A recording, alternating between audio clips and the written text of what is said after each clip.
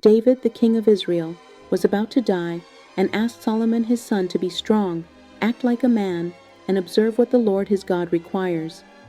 He told Solomon that he would walk in obedience to him and keep his decrees, commands, laws, and regulations as written in the law of Moses.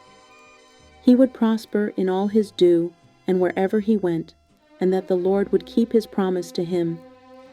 If your descendants watch how they live, and if they walk faithfully before me with all their heart and soul, you will never fail to have a successor on the throne of Israel.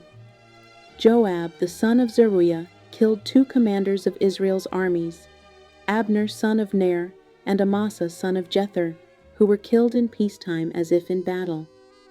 He stained the belt around his waist and the sandals on his feet. Solomon advised Solomon to deal with him according to his wisdom, but not let his gray head go down to the grave in peace. Simone, the Benjamite from Bahurim, called down bitter curses on David and was sworn to not put him to death by the sword.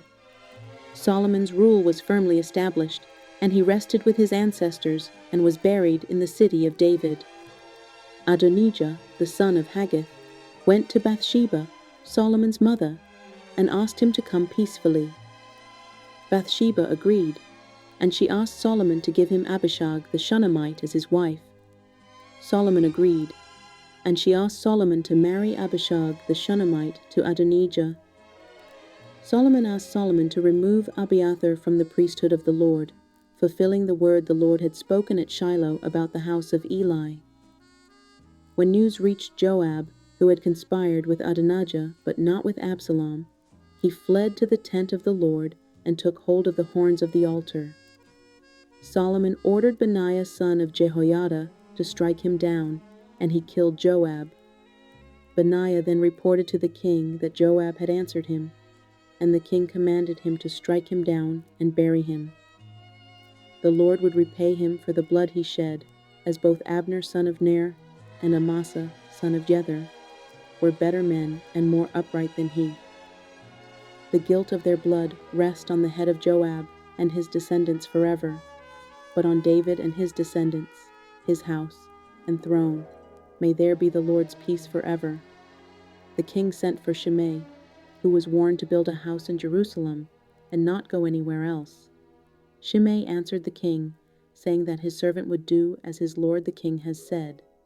He stayed in Jerusalem for a long time, but 3 years later, 2 of Shimei's slaves ran off to Achish son of Maacah, king of Gath. Shimei was told that his slaves were in Gath, and he went to Achish at Gath in search of them. In summary, David's reign was marked by his obedience to God, the sacrifice of his slaves, and the establishment of his rule over Israel. However, the consequences of his actions led to the fall of his kingdom and the subsequent struggle for power and authority.